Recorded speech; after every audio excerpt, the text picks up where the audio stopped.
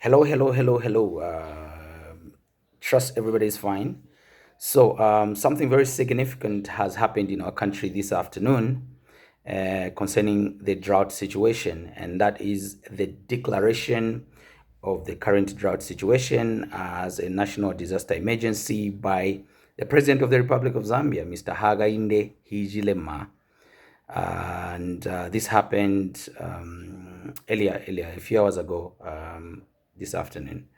So, I just want to share a few thoughts on what that means for those that may not really understand the implication of that declaration of a national disaster.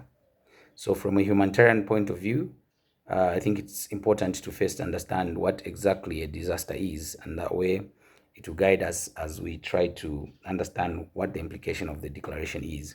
So, basically, a disaster is any severe interruption in our normal way of living or our normal way of doing things, any interruptions in the functioning of the community, in the way a people, a community does things that is beyond the capacity of that particular community to cope uh, with the resources that they have within their own means.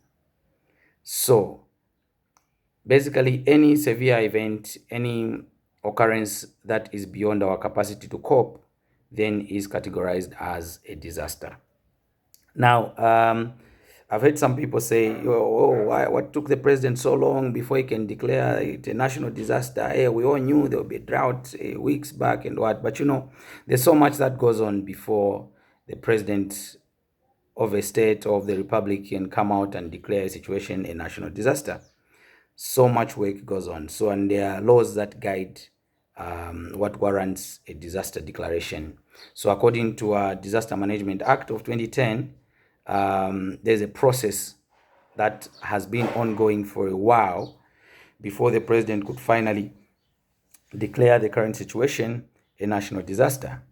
And what is key to note is that before anything is done,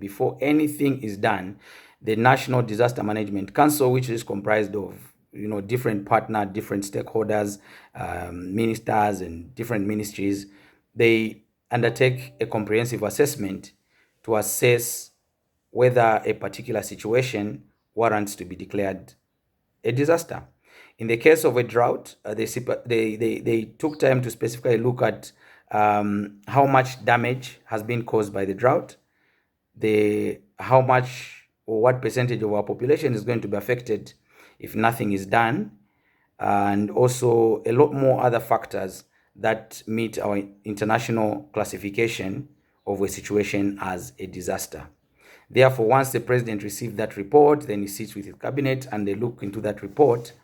And then, depending on the parameters, if it meets the minimum, specifications or guidelines for declaration, then the president goes ahead to declare it a national disaster after a notice is published in the Gazette.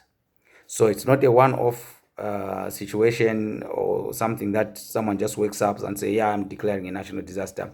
There's a whole process that goes on to get to today.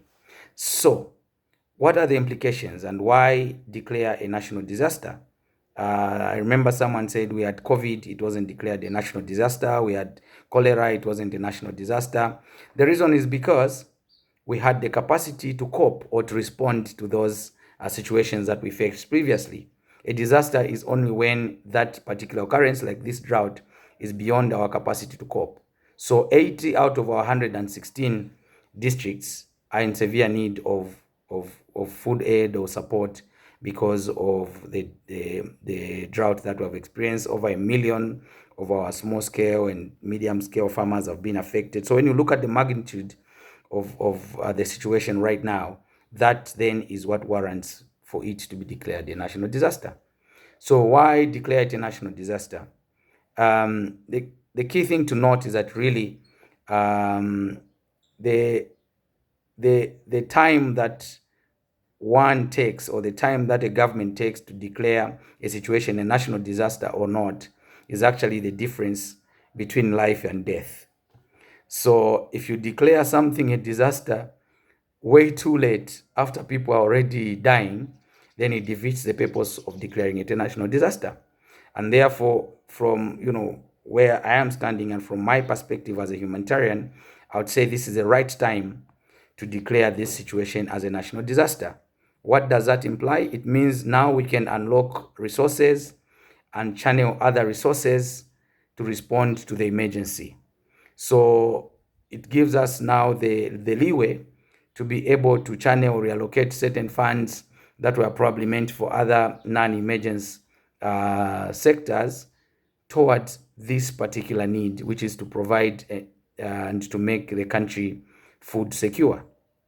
Additionally, it now gives the international community, our partners, the basis for them to be able to give us specific support that will go towards mitigating the effects of the drought.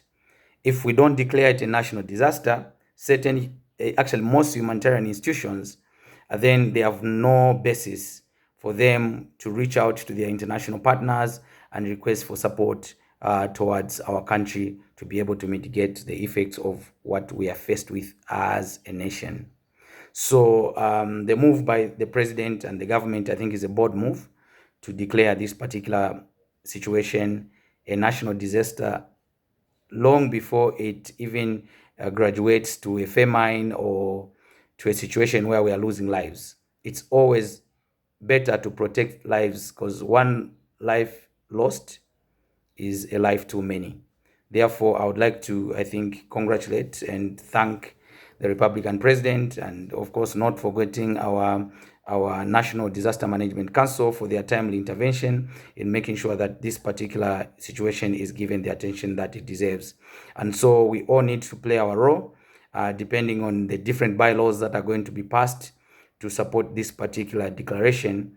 It's only right that as a people, we play our role as individuals, as communities, to work together with the government towards safeguarding the lives of each and every Zambian, because life is very, very precious, and we don't want to lose anyone because of this drought. So let's work together. I mean, at the end of the day, we are one people, and whatever the government is doing is for the greater good of our nation. So thank you so much. And yeah, we hope that this declaration would draw the right and necessary attention that is required to be able to mitigate the effects of what lies ahead.